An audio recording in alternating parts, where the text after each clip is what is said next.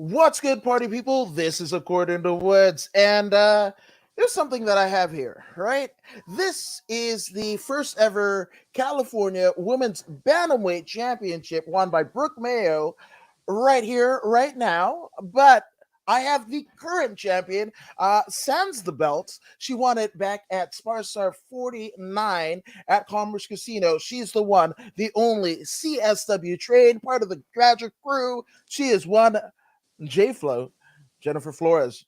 Jen, what's going on, champ? Nothing much, just chilling, enjoying my little vacation. Ready to get back to it on Monday, though.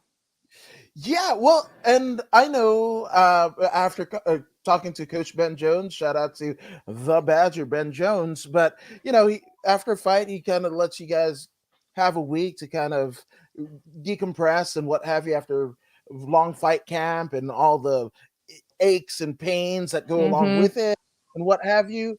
But I mean, you got a 7 second knockout. There wasn't too much that you got ache or pained, right? I know, exactly. I feel this week vacation feels a little weird to me because I don't know, it happened in 7 seconds. Yeah. And So okay, sorry, that was weird. no, no, I just put you. Oh, center. Okay, I Yeah, was like, what is that? yeah. But anyway, yeah, so it just felt weird because it happened so fast in 7 seconds. But honestly, sometimes I am really like hard on myself and I do need to like relax a little bit. And I learned a lot of that this fight camp, honestly, and it turned out perfectly amazing. My performance went like better than I could have ever expected. But that's why I'm kind of like forcing myself to take this week off because knowing me, I would have been back like, on Monday, like after that weekend, this weekend that I just fought.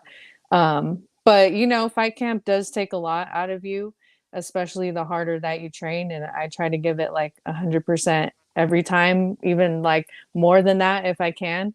So that's why, taking this week off and really forcing myself to relax and enjoy like family and stuff. Enjoy not driving out to Fullerton, you know, every day. So it's been nice.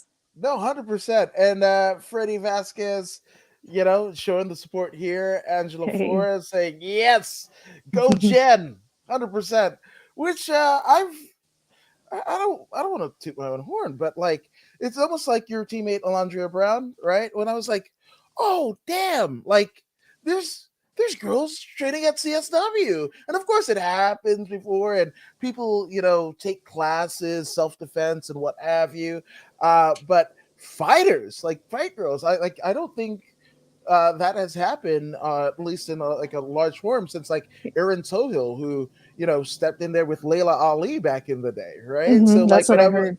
yeah, so when I was like, oh wow, you're there, and I started seeing the Instagram posts with you and Alandria, and you, Jacob, and you and Curtis, and I Yeah. was just like, oh, and then you started trading with Coach Dale, and I was like, oh, it's happening, and every time I saw you, going back to shout out to the Grappling Network and the submission only series. But you were there, and I was like, "You're gonna be champ. You're gonna be Yep. state champ." And you're like, Thank you.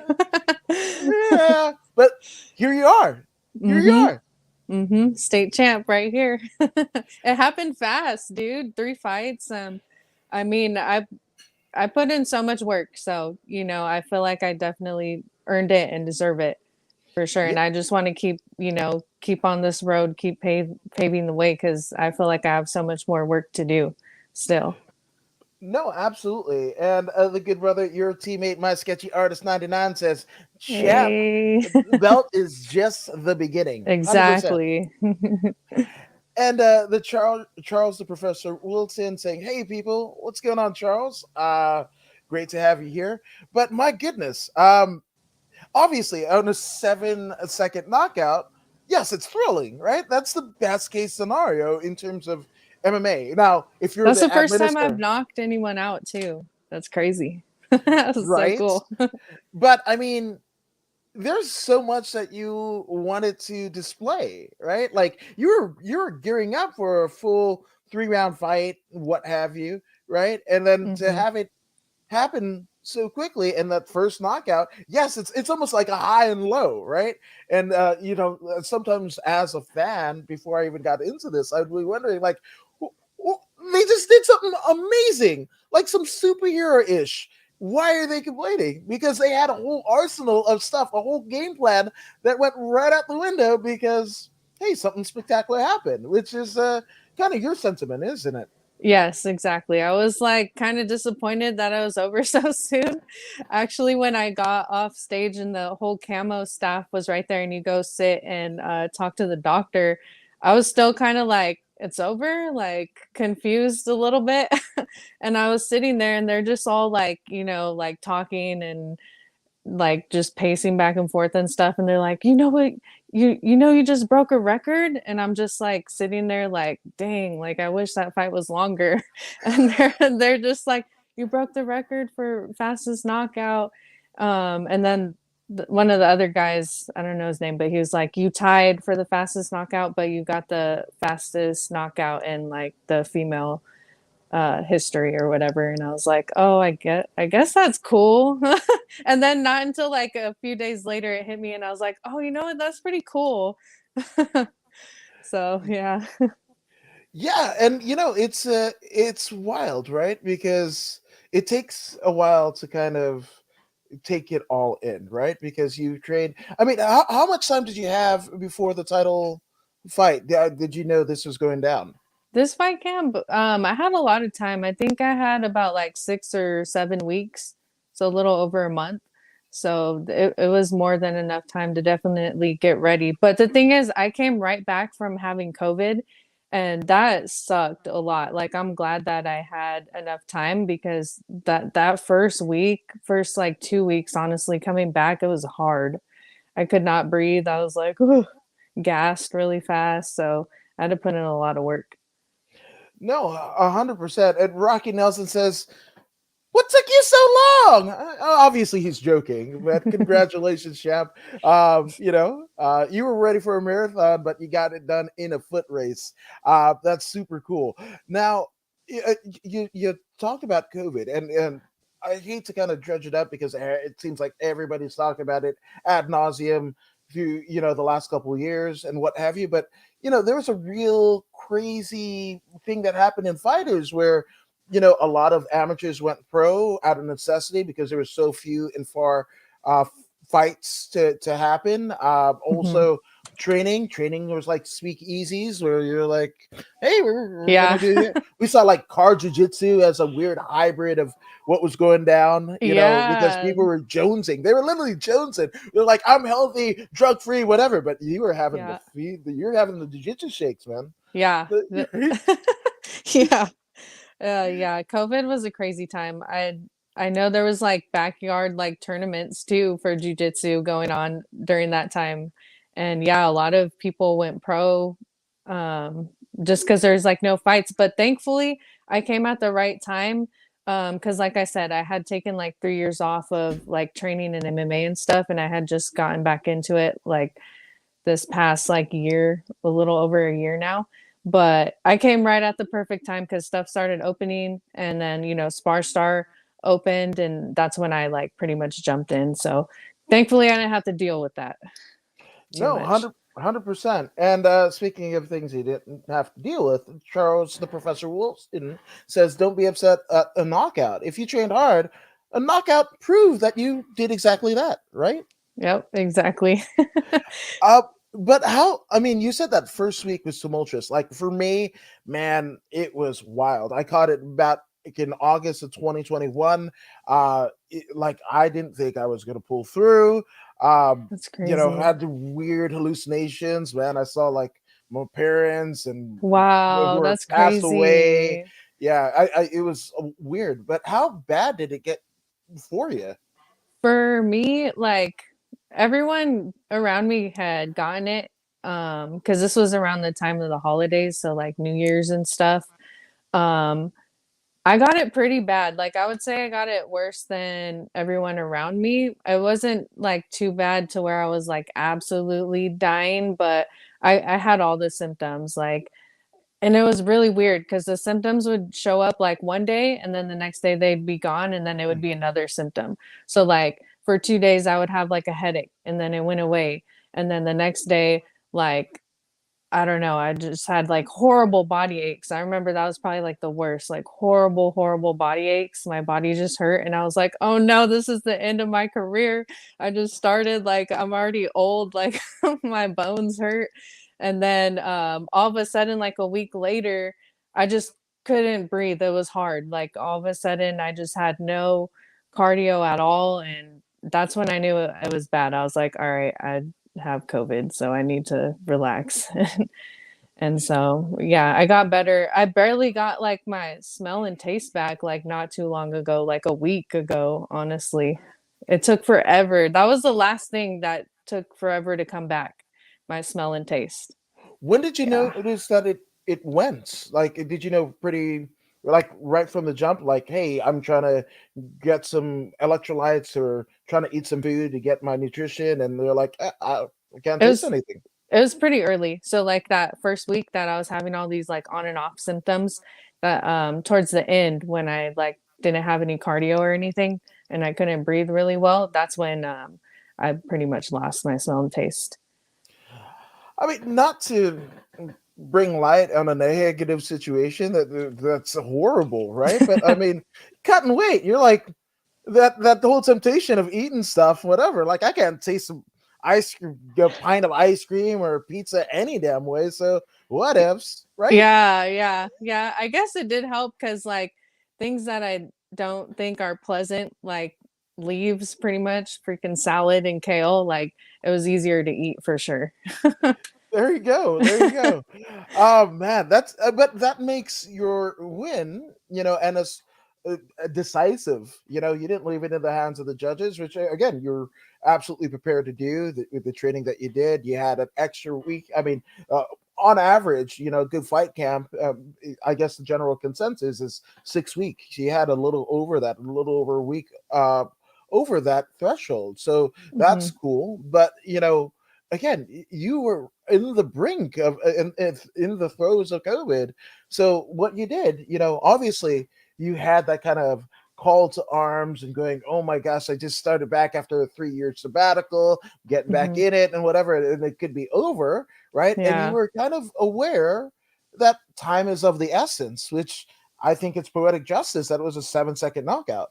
That was crazy. Yeah. I just every fight camp is different and like I don't know, I just learn a lot about myself every fight camp and yeah, honestly they're all different. And definitely this one I want to say like Coach Dale and Coach Ben like they helped me out so much like especially everything else like training and stuff but definitely like emotionally like they're so emotionally like supportive as well and yeah I just love them dude they're the best ever. No, 100%. And again, your teammate, my sketchy artist, he says, we try to enjoy the fight, but we drill perfection. It was perfect execution. Mhm. Mhm. Yep. Now, obviously, we're talking a lot about the title win, but, one thing that I thought was a bit, uh, definitely not odd, but it wasn't like you were facing somebody in California. You're fighting for the California state title. You reside in California, Southern California to be specific, but it was somebody from out of state, that they brought in to fight you. Was there any game plan strategy change or adjusting to that, or you're just like whatever? Because usually some people in your weight class and whatever, like the deal, right? When you're not fighting, you're Mhm. supporting your teammates as the Badger crew supported you in your title win, right? Mhm. Going Mhm. into the cage, coming Yeah. out of it, and what have you. So you see a lot of the other gyms, other competitors, and what have you. You might have even seen them fight in person or maybe on film, but that you didn't have with your opponent of the night. Yeah, so they had to fly someone from Oklahoma, I guess, because they couldn't find somebody around here in California to fight me. So, that's what just happened. Heather is like the best matchmaker ever, and she's just a freaking amazing person. I love her, and she found me this fight, which I'm super thankful for. And I don't know, we did find this girl that I fought, Beatrice, on YouTube. We've seen some of her fights, and she seemed like she had kind of a more like aggressive style like me, where she kind of comes forward and she's a bit of a wrestler. Um, so like I always have like ideas for a fight, but I understand that it pretty much never really goes like how you expect it to go. Like that's just what I've learned from my past 3 fights. So you just have to be prepared for anything. And I just expected her to probably try to like come forward and like wrestle me. So I was like ready for that, but I don't know, once I got in there and I was able to I saw right away that I was in range and she was backing up. I was like, oh, okay, well, I'm going forward. And like right when I literally just made that decision, I just let my hands go. And that's when my coaches told me, Dale and Ben, they're like, just let your hands go. And I did. So, and it was awesome. Absolutely, and shout out to both the Badger Ben Jones, your head coach, and your striking coach Dale Royball. Just love those dudes. Just constant support. Have played major parts in my own career. So, and what they're doing with all of you guys, man, it's just absolutely amazing. But obviously, you were talking about Beatriz, right, from Oklahoma, and to me, I'm when you talk about Oklahoma in regards to combat sports, arguably some of the greatest like wrestlers, pure wrestlers that this country has ever produced have come out of that region. Hmm. The Briscoes, the Funks, Danny Hodge, you could literally bend pliers with his bare hands and what have you. AAU, NCAA, left, right, and center. They just it comes by way Yeah. of Oklahoma, right? And it's wild because you started out as a jiu-jitsu practitioner, right? Which is a different grappling style. But I Hmm. mean, you're pretty ready to kind of get in the pocket and wrestle her if you need be, which that's almost like being a matador of sorts and taking the bull by the horns, because again, there's something about the Oklahoma still water or something that Yeah. them wrestlers, man, they're built double tough with like double limbs, and it's wild. They're just wild. But I mean, Yeah. you're fully prepared to kind of sign off, and you're like, here, this is what it goes if the opportunity presents itself. Exactly. I like my goal just in general as a fighter is to just be able to like just be able to adapt like right away. So, I my jujitsu is like a really strong background of mine and I feel very confident in it, like 100%. So I always have that, but every fight starts standing and I want to be able to strike as well. And wherever the fight goes, I'll be able to go with it. No, 100%. Which I guess because you're I mean, that's a nice little feather in your cap, right? Having a wrestler, right? And knowing that, in the regional scene in Oklahoma, that's kind of where she made her bread and butter. She's aggressive, so does it feel kind of like maybe you're kind of gypped out of an experience because you were able to knock her out rather than to test your mettle in terms of your grappling prowess against her? Um, Kinda, I guess, but honestly, my goal for this fight, just in general, like regardless of anything or the opponent, was to just for this one be like the most relaxed that I ever have. And definitely like I did want to knock out. Like that's been one of my goals since like day one. And I've been working with Dale like really hard, like super hard. I'm there all the time and just learning. So I I accomplished what I wanted to accomplish. Like I said, I feel really confident in my grappling because my grappling isn't a traditional like jujitsu style. Like I don't fight from my back and I wrestle with all the guys at CSW and stuff. So I know that I could have been able to combat her wrestling style for sure. Yeah, and you know what? It's again, I think your base going in for MMA longevity and productivity, right? They say, and you could probably speak to it because it's you, but they say it's easier to take a grappler and teach him how to strike rather than take a striker and teach them grappling, because there's a whole range of motion and all that jazz. So, I mean, the fact that you got a knockout as a traditional grappler, Mhm. that's pretty damn impressive. Yeah, in 7 seconds, and I've only been training striking for about a year with Dale, so it's pretty crazy, and it's pretty impressive, and I'm pretty proud of myself and my team and everybody, so that helped me. No, 100%. And love seeing female fighters of all combat sports. I'm actually training a new female wheelchair boxer up here in Canada. So Nice. yes, and that's one thing that I love. Especially in regards to female sports, combat sports specifically, because like I think in many ways, even after the Ronda Rouseys, the Chris Cyborgs, the Kayla Harrison, the Amanda Nunes, and the list goes on, Misha Tates and whatever, I still feel in some respects that the optics, especially in the combat sports world, right?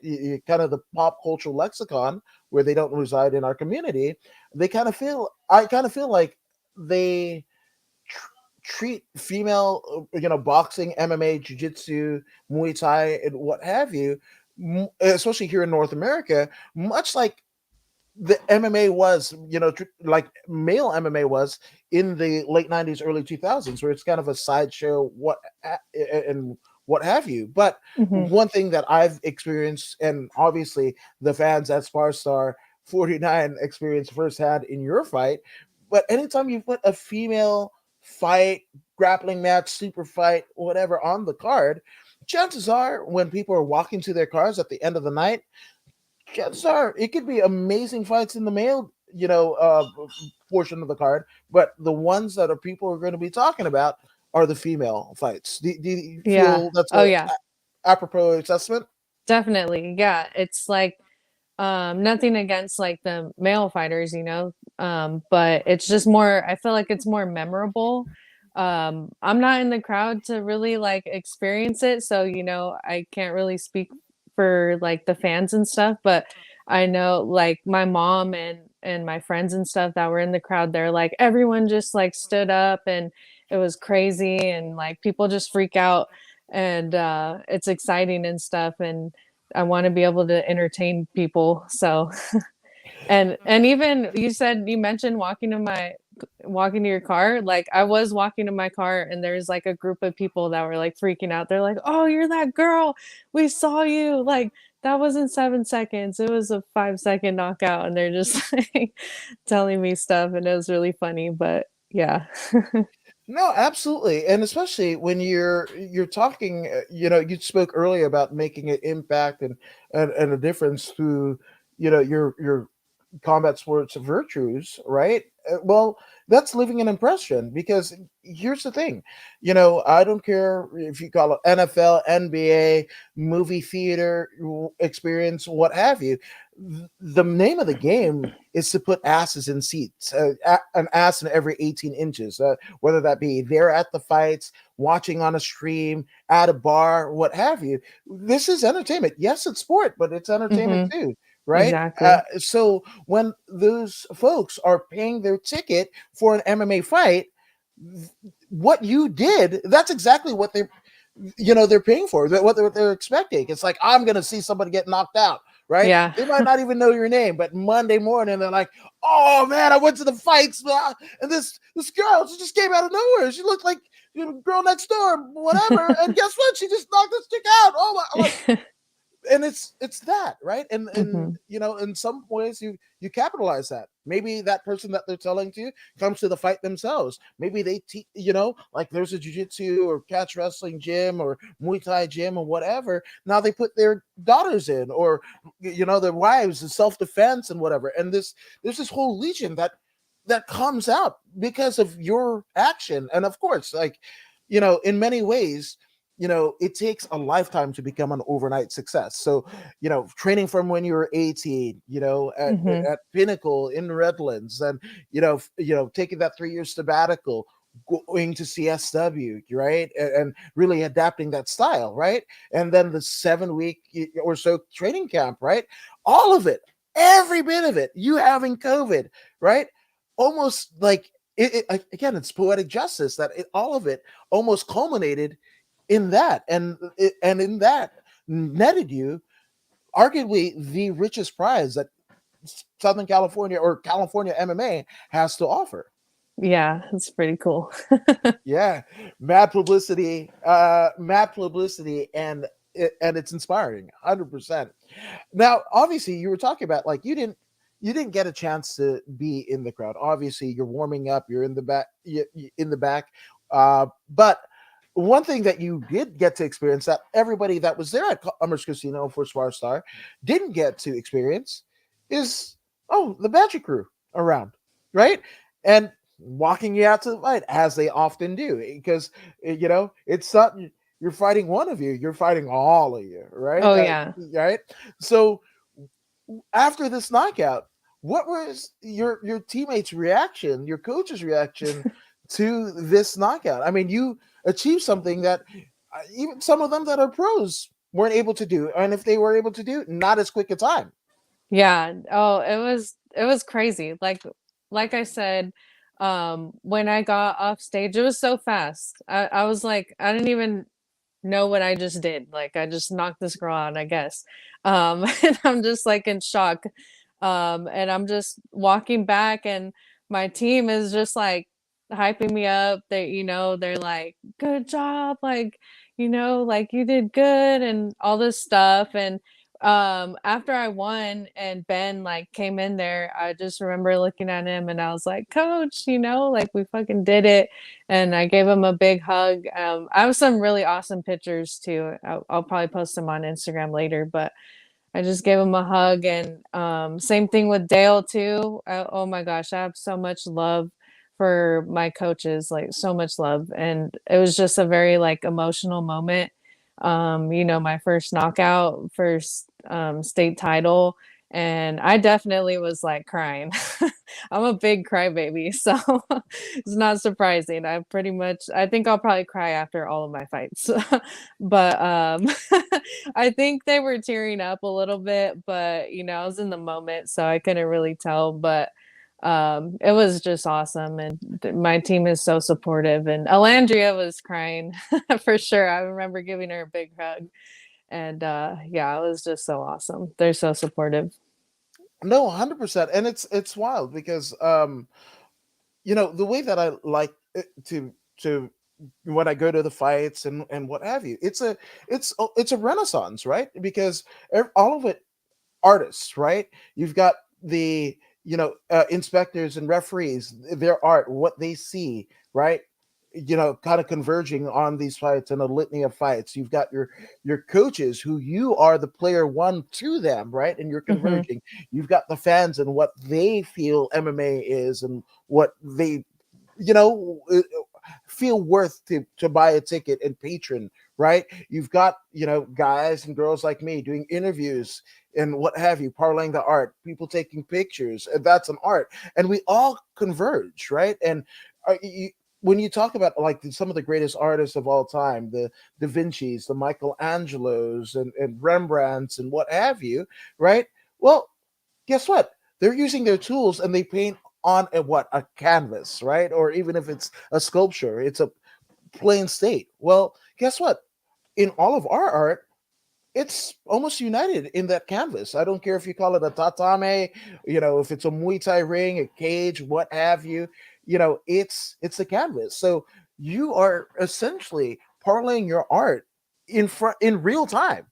Like that's like Picasso painting Yeah. what he did in real time. Like, and that is wild, right? And you even see the Hmm. promoters, right? You do knockout promotions down in at the Metroflex, right? The McKees and Tracy Hess, they have a different idea of how it's supposed to look. Tony Padilla has a different look.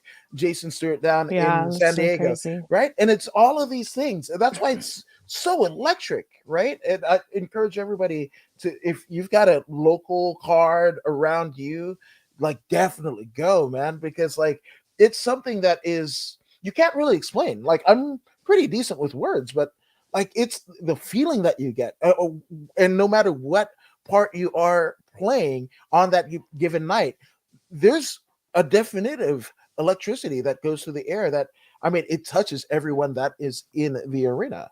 Yeah, definitely. Like when I'm selling tickets and I tell people, because a lot of them have never been to a fight, or like they've probably, a lot of my friends, they don't watch like UFC or anything, you know? So I'm just like, yeah, dude, like just go, you know? Like they want to support me, so they're gonna go. But the way I describe it, I'm just like, it's just fun. Like I can't describe it to you, you just have to be there, and like it's just awesome. And then after they tell me the same thing, they're like, oh, that was so fun. And definitely support your local fighters or go to local events because it's really cool. And like I never really understand what a, you know, mixed martial artist really was, like the artist part of it, until I actually did my first fight. And it is art, and everyone that just comes together. Like I love all the people that work there, like the photographers, like the DJ, the light people, you know, it's so awesome how it all comes together. No, 100%. And you know, it's wild, right? Because all three of your fights have been pretty dominant, right? And that's what led you to this title opportunity, right? So as an amateur, especially here in California, the benchmark is, you know, the California state title in your particular division, right? And part of what I feel, I obviously haven't talked to Alandria since. Definitely got to check in with her, but um, you know, she's almost living vicarious through you because she didn't get to, she turned pro before she got a California state title shot, and again because of the landscape of everything, right? Where, Yeah. you know, amateurs returning pros and what have you. So you guys are in the room together, right? You guys are, you know, sweating, bleeding, crying, all of this stuff, you know, learning and everything. And you you know, like a part of her, a part of each and every one of your teammates are in that title. That's why titles matter. That's why championships matter. But Mhm. the fact that you got it 3 fights in, right? Like, what now? I mean, what would you like to do? Because usually, you know, I mean, some you can almost see, especially fighters in the last like 3 years, right? Where California State, California Amateur Mixed Martial Arts Organization, or CAMO, has been in existence. They've been existence for longer, but definitely the state title, that's only been like a 5 to 6 year thing, right? Oh, And you wow. could almost see when they turn pro, you know, they'll go on a run, or maybe they don't do as well because again that title has eluded them. So would you like another amateur fight, a chance to defend your title, or would you like to go pro? Because much like, if you don't know amateur MMA, or boxing, well, it's similar to the NCAA in the sense that, unfortunately, the athletes aren't getting paid to become amateur, and where it really starts to Yep. pay is when you go pro. And just because you're an amateur, that doesn't mean you're getting amateur gym fees and nutrition and what have Yep. you, right? So have you given any thought to it? I mean, I know we're a week removed, but you know, okay, where's your head at?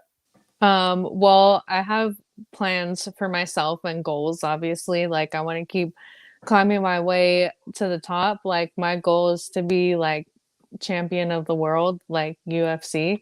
But you know, obviously I need a path to get there and I need to be smart. So I've only had 3 fights. I feel very confident that if I did go pro right now, I would be okay. But I also still want to be smart, and, you know, hopefully it kind of too depends on if people can find me fights, because that's going to be another issue, especially in amateur right now. You know, if I could have one, at least like one more amateur fight, maybe even two, like I would be pretty satisfied with that. So we'll just see, you know, because what if we can't find anybody and it's just like, well, you know, I have no choice but to go pro. But we'll just see, you know, it's kind of up in the air. I know where I want to be headed, so whatever is gonna lead me on that path is the opportunities are there, that's where I'm gonna go and that's what I'm gonna take. So that's where I'm at right now. Now, if your biggest problem in terms of your career is finding fights, you didn't do yourself any favors, right? You had somebody get flown in from arguably one of the most wrestling heavy states in the contiguous United States, and a state title fight where all the bright lights are on you. You're a centerpiece of this particular card, and you knock her out in 7 seconds. Good luck fighting fights, is what I'm saying, Jen. Yeah.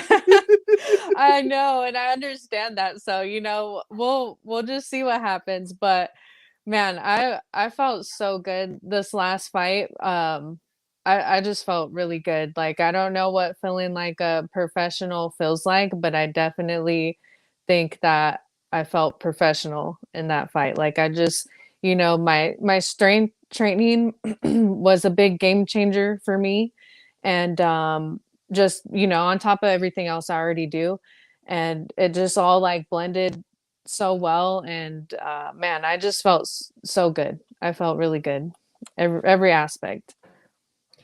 Now, obviously, I mean, you've been, an athlete to some, especially in combat sports, jujitsu first, and then, the loading, striking later on, right? Especially intensely over the last year. But, you were saying like, you're dialing in your strength and conditioning and what have you, which, most people just think, oh, you do that anyway, right? So, what has that attention that you're paying to your strength and conditioning as a component for success, in addition to your grappling prowess, in addition to your striking prowess and what have you, and eating right and keeping your mind sharp, like the focus, right? Like, how has that changed the way that you approach fighting? So for a long time, I used to lift weights, but like just, in the gym, like freaking bench, deadlift, like just bulky muscle. So I was really like hesitant to do like strength training because I kind of had like a bad like image of my mind of what it would do, like just make me slow and like bulky.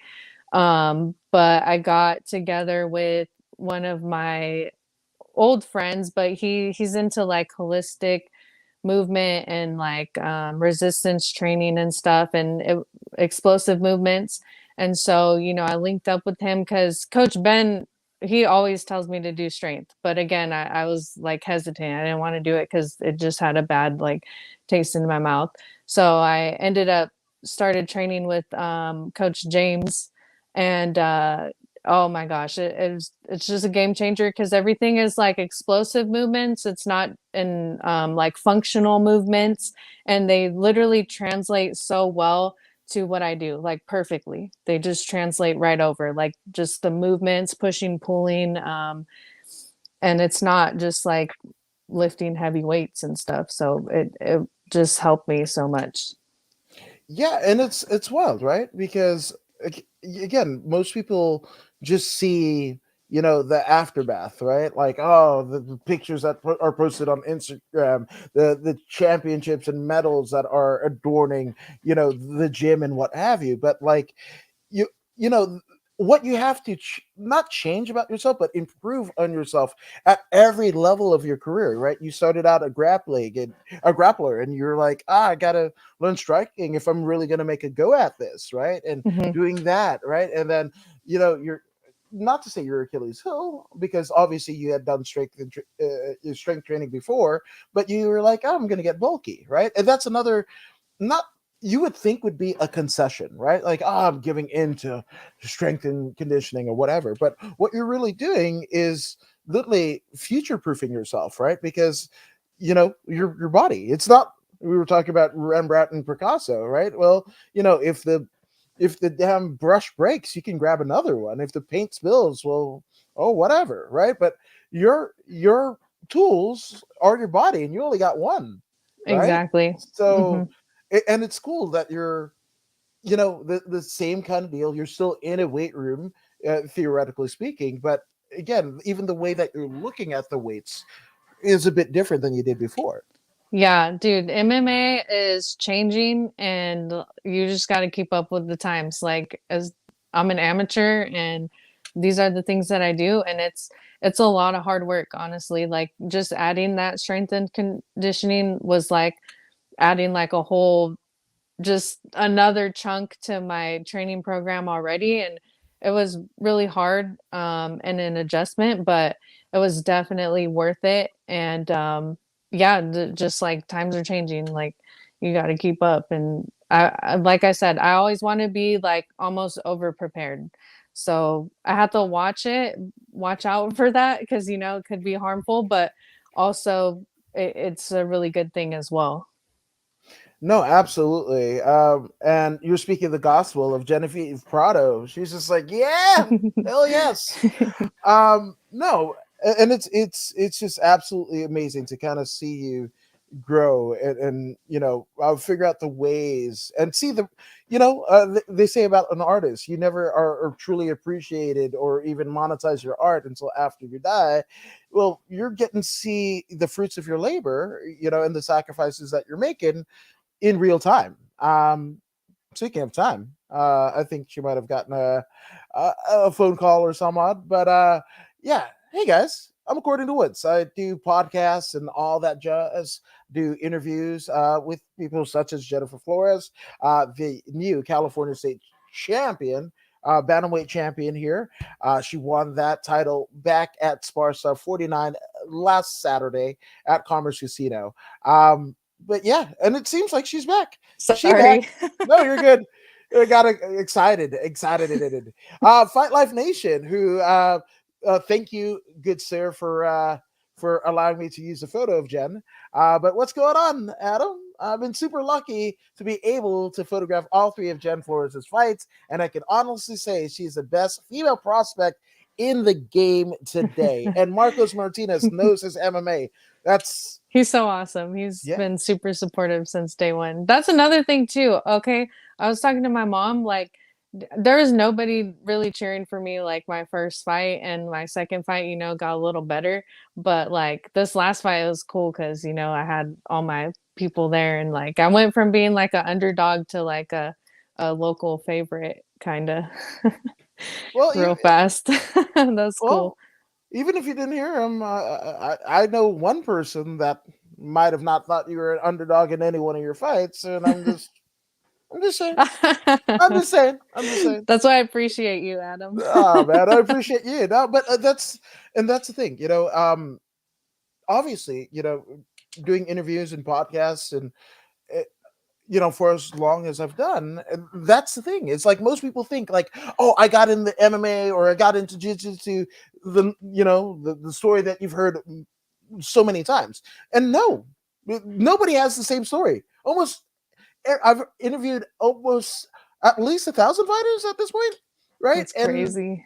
nobody has the same story. Everybody's unique, and again, everybody's trying to get a win, right? Whether that be a submission, knockout, a unanimous decision, wanting to make your coaches proud, and what have you. But like the approach to going about that, how you visualize or don't visualize, and all of that, right? And that's one thing that I saw pretty early on with you. It's just like, yeah, you might have been new to the gym, but you kind of carried yourself as a tenured young veteran, and that's why I was like, there's something. And I said the same thing about Alandria. I said like, and there's so many, and I feel fortunate. This is where, like, this is where I feel like my legacy is kind of intertwined because like I get to show my kids like they're doing amazing stuff, man. Like, so if you do, and like weight cuts happen, people puking even after you get a knockout because the adrenaline is what have you. But you push through and you make sure that what you envision for yourself is unwavering. No obstacle is too great Hmm. because you show yourself what you are made out of. It's not even me, it's not anybody else. It's like seeing somebody who has some sort of, limitation, whether it be monetary, whether it be a bad day at the gym, bad training session here, family drama, wherever, all of that stuff. And you overcome it in this like amazing way that everybody gets to see. That all that stuff just pushes me harder because honestly, I'm on a mission and I just want to be the best. Like I want to be the best in the world, and that's what I'm gonna keep working towards. Like whatever I have to do, however hard I have to train, like that's all I'm focused on, you know? Like I quit my job at Starbucks, 2 years ago, and like I never looked back after that, and I'm just chasing my dream right now. So, That's the shit dreams are made out of. That's it. Betting on yourself. Because again, Starbucks, McDonald's, Walmart, Amazon, Netflix. Those were all somebody's harebrained ideas that everybody thought were crazy. Everybody thought they were crazy. There's not anybody that went to Bill Gates, Walt Disney, and was like, no, you got something, kid. No, it wasn't until after they were successful that the world kind of come and literally mold themselves into their vision, right? mhm. But when you're trying to get there yourself, there's a lot of ostracization. Why can't you be normal? Get a normal job and everything like that. But Oh yeah. Yeah. you're wired I different. You're wired different. yeah, I've definitely dealt with that, especially like the whole school thing. Like I was going to Cal State San Bernardino for a little while and I've always been good at school too, but it wasn't making me happy. And then like COVID happened and that's when I had a little break from Starbucks too, because I've always been working like fast-paced jobs like Starbucks, fast food, whatever. And I had that little break and it was so relieving because I was like, this is what it feels like to not be stressed out. Like I don't even know this life not being stressed out because you don't think about it. It's just like a simple job, like it's easy, but you don't realize how much it takes a toll on you or how stressful it is. And then, I last year was a struggle because being an amateur is hard. Like you're broke. Like Mhm. there's no way around it. Like even if you work at Starbucks or you're hustling or whatever, either way, you're going to end up a little bit broke at least. And so it's hard. Last year was really hard, but it just made me realize that if I could deal with those hard times, I could deal with anything. And it's just way better. Like this path, it just makes me so much happier. It makes me happy than, trying to go to school, which didn't make me happy, or, working at Starbucks 40 hours, like slaving away for that didn't make me happy, no matter how big like that paycheck was or whatever. Like, this is what makes me happy. No, 100%. And speaking of happiness, Carol Flores says the Flores family was rolling in deep for Jen. So proud of her. She worked hard. Much respect to her opponents. 100%. Yeah, because for you to shine as bright as you are, you got to have nice dancing partners, and you had three incredible, impeccable dancing partners in all of your fights, which hmm makes those victories seem a little bit more sweeter. Yeah, exactly. Yeah, I definitely appreciate the opponents for sure. Yeah, and Charles, the professor Wilton goes, "Yep, fighters are not normal." I Definitely will. not. Nope, not at all. I can attest to that. But also the people who film and interview them, we're not normal Not either. normal either, huh? Yeah, exactly. So we just found each other. We all just found each other in this We just community. all mesh. Yes, absolutely. Fight Life Nation says, question for Jen: what is your relationship with your coaches, like Ben Jones, Dale Royal? Ben Jones looked super supportive of you Saturday night. So what do you feel the relationship is? Oh man, like I might cry. That's fine.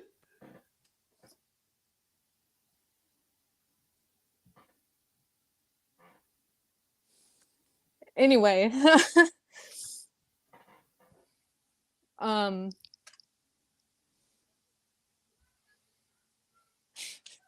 I'm such a crybaby, dude. It's fine. Fuck um, yes. but anyway, Ben, so Ben and Dale are definitely like my two, main coaches. I appreciate and love all my coaches, like, but Ben and Dale are like the most there. You know what I mean? And we have more of like a closer bond, but um Ben and Dale, they're like parent figures, honestly, to me. Um, they just support me like emotionally and with everything, like I'm a very like anxious person sometimes. So like Ben will literally like he's so good, like he's able to like calm me down or like get me out of my head, which is like a huge thing, especially for fighters. Like people don't realize how mental it is. It's very mentally challenging. Like people, most normal people would not be able to do it, and most people, more normal people, don't do it. So it's very important to have those people in your corner for you, especially as a fighter. And I don't know that every fighter has that. I don't think that I've ever really had like very positive like male like role models in my life. Um,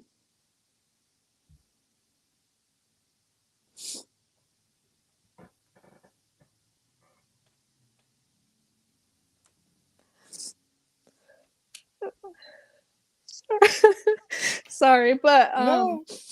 anyway, so both of them are like that for me. And Dale on the other hand, um very similar too,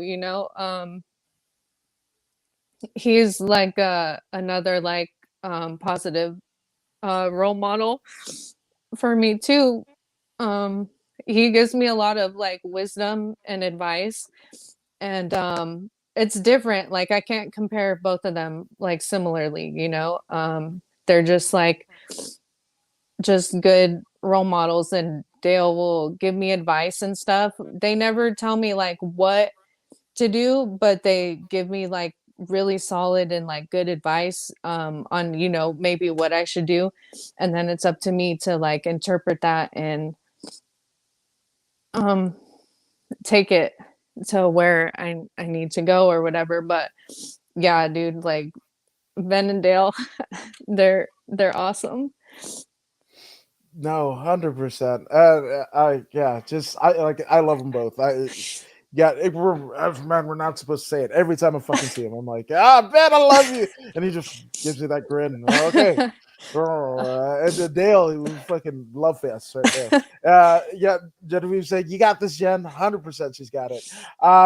Now, obviously, you're used to being in the gym, right? You just got over COVID, right? And Uh-huh. you find yourself with a week off, not to know what to do with yourself, right? It is nice to be home and what have you, but for a fighter, as we all kind of summarize, that you guys are wired different, right? But I mean, what do you, obviously we're on Friday, right? Saturday, the previous Saturday was the fight. So if you had a whole week, so was there anything that you got into, anything you watched, anything that you were taking in social media? Like, what was this week like for you? Well, it was just really relaxing, and I had a chance to hang out with like, some of my friends in Redlands that I haven't seen in a while because I'm so busy all the time. I never get to like hang out with my friends. So it's really cool. And another thing about being in Redlands is like I feel like I get to support like the local people, like they all, because they all support me. And like, the lady that cuts my hair, like, I'm like, dude, one day I'm gonna be in the UFC and I'm gonna have you like pay you to come cut my hair. And just like the people at Zero Point, that's the gym I go to up in Ukaipa, but it's really close to Redlands. Those guys are always like super cool, and you know, I don't have a lot right now, and these people are supporting me. So, especially in my local community. So, like I try to do the best I can to like support them back, whether it's like just simple, like a shout out, or like if I put them on my shorts or whatever.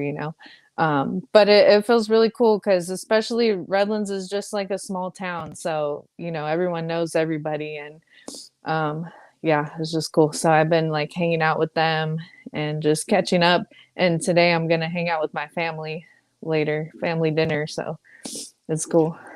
That is super cool. That is super cool. And I think it was a TV commercial of Stouffer's back in the day. Stouffer's, the TV dinners. But I think they got it right because they said, obviously Stouffer's, but nothing comes closer to home. And I think that's it. And you're a shining example of what, a small community could race. They've Redlands, stand up. You race the Yeah. champion. My goodness.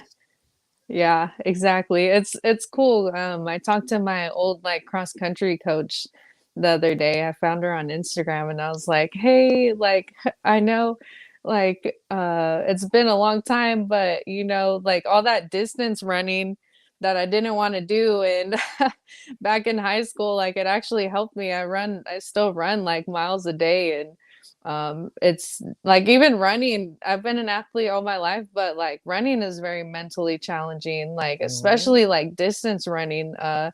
You know, sometimes I take it for granted, but like I can run 8 miles nonstop, but that's only because all the work I did back in high school, because otherwise I would just be stopping like after three or something, you know?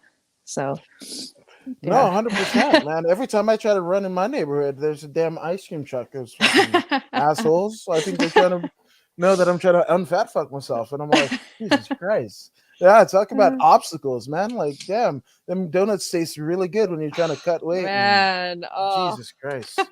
I was cutting weight and there was cupcakes in the gym and I'm sitting there and Ben comes out and he's like, "Oh yeah, this tastes good." And he's like eating a freaking Those cupcake in evil front of me. fuckers. Those So evil fuckers. evil. He's lucky I don't like cupcakes, but it's pretty evil. Yeah, it is 100%. And whoever brought the cupcakes, yeah, we can't just Yeah. put it on Coach Ben, right? They Whoever brought always the have cupcakes to CSW, a bunch of badass motherfuckers who are getting ready for fights. What the whenever I'm fuck, cutting dude? weight, they always have food in there.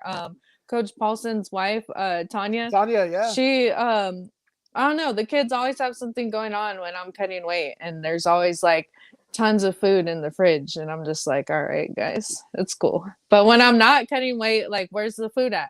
Where's it at? Yeah. Right? Right? It's no nowhere to be found. I mean, let's put on the tinfoil hats. I want to believe that it's, just Yeah. kind of testing your mettle, your mental fortitude, right? Because that's what you need in the fights and what have you. So that's it. Like, there you go. It's some like, what is it? Kung Fu: The Legend Continues, right? Like, like that. Oh my That's it. god, The dude. virtuous life, whatever. It's Um, all what I mean, speaking of food, right? Obviously, got through COVID, got through a treacherous camp where you couldn't indulge in a lot of it. You got your taste and your smell back and what have you. So obviously, you're gonna go with the family tonight, and have some tasty, delectable eats. But what was the first thing that you went for after the fight? We got Buffalo Wild Wings. So, you Shit, know, I yeah. had to get those wings. And some fries were good. But yeah, that's pretty much it. One thing that I really wanted, I don't know, this fight was weird because like usually when I'm cutting weight, I'll crave something like really bad. And usually for some reason it's pancakes. Like I never have like normally want that or anything. But I had it this time and I just wasn't really like satisfied. It wasn't the same. So I don't know. Maybe I'm over pancakes or something. Well, I mean, you're not doing the Rock fucking double stack fucking tower of pancakes. Have you seen his cheat day shit? No, I Like haven't, but I can only imagine. he eats like a fucking a stack about the size of my computer, like a Dang. yeah, and then the fucking pizza and whatever. That's one day. I'm like, what the fuck? And you must feel. I mean, he he's got two daughters and a wife, and his ex-wife is his manager. Man, I wouldn't want to be around that dude, man, because all that is gas, man. Ooh. Gas is high in California, but not around that guy. Jesus Christ. Free gas. Yeah, whew, man, that's something else. But I mean, in terms of the pancakes, was it in the time of like deep in the weight cut, and you might have been going through hallucinations there. But like, what did you envision? What is the perfect stack of pancakes according to Jen Flores? Oh man, I don't know. When I was deep in the weight cut, I was imagining like some like gourmet like foodie restaurant like pancakes, you know, like red velvet or like with chocolate or something crazy, you know, like caramel on it. I don't know, like some crazy like pancake thing. I mean, shit. I mean, weird stuff happens during weight cuts, you know. So your Yeah. mind, your body, your cravings go Weird different. stuff. Oh Yeah, my man, god, it's it's horrible. wild, wild, so wild. Um, Now, obviously, you've done so much in such a short time, right? But kind of thinking ahead, right? Because and it's kind of hard, admittedly, to do this while you're still in the thick of it. You haven't turned pro and what have you. But have you ever thought about like your legacy? Because you cemented one hall of your legacy, right? In the whole kind of grandeur, mansion that is your legacy. Have you thought about what impact that you want to leave in the game when it's all over? I haven't thought about it too much yet, but honestly, one thing that really motivates me is when people tell me that I like inspired their like daughters or something, because it's nothing. I never like thought about that, you know what I mean? Like my first fight, I never went in like, oh, I'm gonna like inspire people. That wasn't even like a anything in my mind, but it's really inspiring to like hear those things. And I just would like to like do something for other people, I guess, through what I'm doing. So I don't exactly know how I'm gonna like do that yet, but maybe one day I'll put it together, and something will happen. But that's definitely like something I would want to accomplish, or my legacy. Definitely help the community in Redlands. That's one thing I never like thought would be a thing, like I just lived here, grew up here, but I never thought that, people would support me from here. Like I that doesn't make sense. Like of course, they're going to, but it just didn't cross my mind or anything, nothing like that crossed my mind until I finally got to this point and it's starting to happen a little bit. No, so I mean, maybe I'm just putting it out there, and we'll revisit this in a good 10 years time. We'll do this again in 10 years time. We'll do it a bunch of times before then, but definitely we'll mark this on the calendar. Well, when we're doing an According Woods podcast from the Jennifer Flores MMA Academy in Redlands, California. When you're Yeah, breaking ground, when you're cutting the ribbon, we're gonna do yeah. this. Something Just like that. Or even maybe working for like camo or something, or yeah. like yeah, that'd be As cool. an official and expector. Yeah, like Yeah. Chris Lieben and Frank Trigg. Frank Trigg's in the UFC Hall of Fame. Chris Lieben is a literal legend. And shout out and just prayers because COVID hit him pretty bad too. But those are two guys. There's so many. Herzog, Herb Dean, Dave Yeah. and Jackie Denkin, Victoria and Elizabeth. Right. There's so many.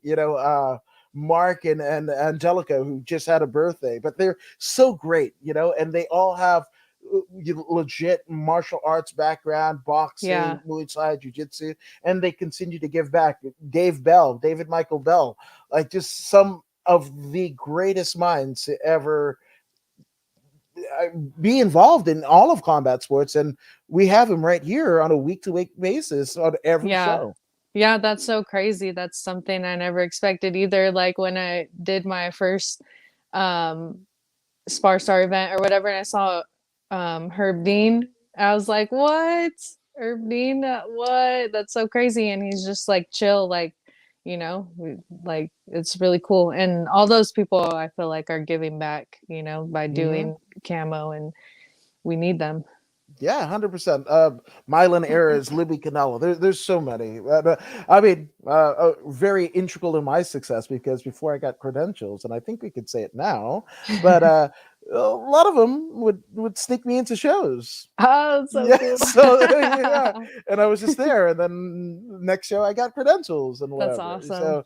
So yeah, I mean, I'm a interviewer podcaster, but I'm a camo guy. Like I was raised. I think I might have the only distinction of being a kind of media personality that was raised up not as a fighter, but as Hmm. a camo person. And Dave Denkin, every time I see him, he's like, "Oh, you should be an inspector," and I'm like, "Yeah." And all I would want to do is just interview him. Like, it's not gonna work, Dave. He was like, "What? Look at this envelope," and I'm like, "Yeah, but Look at this microphone, though. Yeah, It's you pretty work and for shiny. Camo. Yeah, Yeah, you exactly. definitely. We need you too. I appreciate that. Now, obviously, you spoke about Redlands. You spoke about your family that have supported you so much. But obviously, there have been a lot of people who have played a major role, right? Even if it's a minor role, right? In your success, right? And your California State Bantamweight Women's Championship win.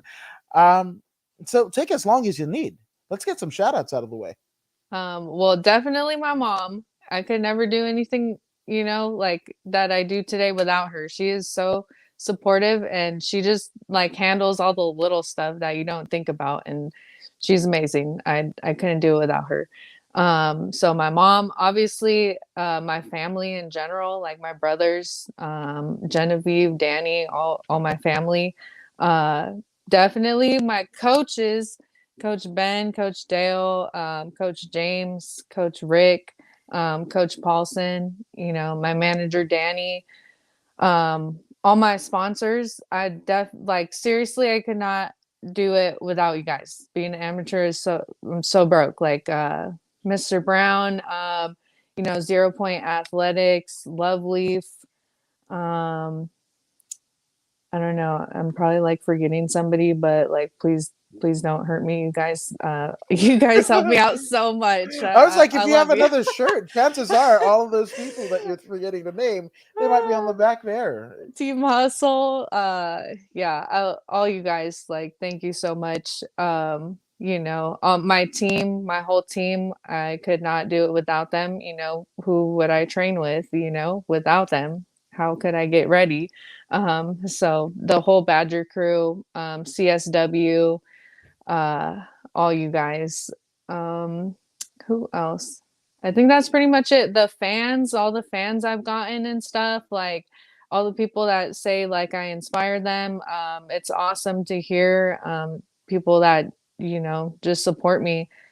I appreciate all of you, everybody. So thank you. No, well, Jennifer, thank you for doing this. This is always a pleasure.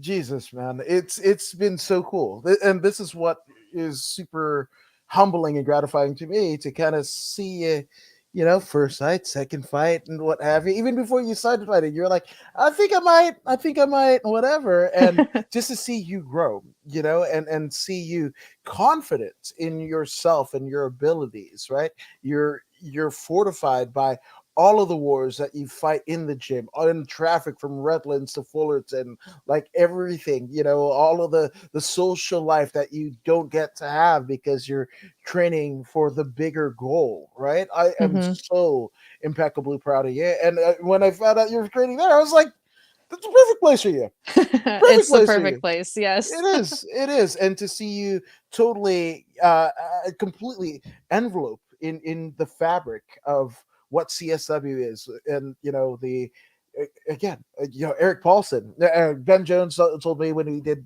Gym Crashers a couple years back that IBJJF, International Brazilian Jiu Jitsu Federation, doesn't recognize Eric Paulson's black belt. I said, what? Like literally a dude What? who went around the world, spent his entire life figuring out cool shit to fuck people up. Go catch wrestling in England, go Kalisik in That's Philippines, get crazy. whatever. And I was like, yeah, you IBJJF, you're a bunch of payasos. Fuck that, man. That's like that's the like, oh, I know, it's Eric Paulson. Come on. yeah, Dude, my I don't leg know. lock game has gotten so much better since I've been there. Like, it's crazy. It's only going to get better too. My whole grappling is only going to get better. Yeah, and it's Yeah. funny, right? Because that over the last 5 years in terms of jujitsu, like I mean, unless you're like the Ryan Halls and what have you, like maybe the 10th Planet folk, like now leg locks, but no, catch wrestlers are doing this at the turn of the century, calling them grapevine. I'm gonna grapevine your legs and whatever. Mm-hmm. Can't do anything about it. You can't do Yeah. anything about it, right? And Yeah. that's He knows so much. Like, if you ask him like about one move, he will give you like 10,000 ways to like counter it or like, get a submission from there. It's crazy. He knows so much. An encyclopedia, dude. He knows so much. Damn right he is, right? So again, if you haven't already done so, go ahead and check out Eric Paulson, the CSW Training Center, the Badger Crew on all of their social medias. You'll get cool little fun fun tidbits in terms of technique and everything. And you know what's the fun part for me is like, oh, Ben Jones getting stretched? What is by Eric Paulson? Oh, the Jacob Rosales getting stretched? Oh, because it's by Ben Jones. And like this whole thing, like these up here, like you all badasses, but like you know, there's one just a higher, you know, there's levels of shit. And Yeah, there's just one level exactly. higher or eons of levels higher. And I just think that's the fun part for me. I'm like, nobody else could get that person in that position, but That Paulson person. did. Yeah. Paulson did. Like, Yeah. so I'm just saying. But we, speaking of social medias and places that you can follow people, Jen Flores, for people to get more acquainted with JFlo, where can they find you on social media? I have Twitter and Instagram, so it's at JFlo Janelle, JFLO JANELL, and you guys can follow me there. Damn right. It's right there and on her name card. But I've also linked them right here in the description of wherever you're watching this. So you can go ahead and just click the description. It'll take you right there. I'm just saying that's what I try to do for the people, connecting people and all that, whatever. It's according to Woods. I'm just saying. But Jennifer, I am so proud of you. I'm so glad to have you here. And thank you guys for joining us here at According to Woods. And if you haven't already done so, go ahead and like, share, and subscribe to the According to Woods podcast on Facebook, YouTube, Twitch, and even Twitter. JFlo, champ, you're subscribed to the podcast, aren't you? Yeah. Damn right she is. So go ahead and be like the California State Bantamweight Women's Champion, Jennifer Flores, and go ahead and subscribe to the podcast. But if you don't believe me, don't believe her, and I don't know why you wouldn't, well, here's Zeta Zang. Hey, this is Zeta Zhang. Make sure you subscribe to According to Wood.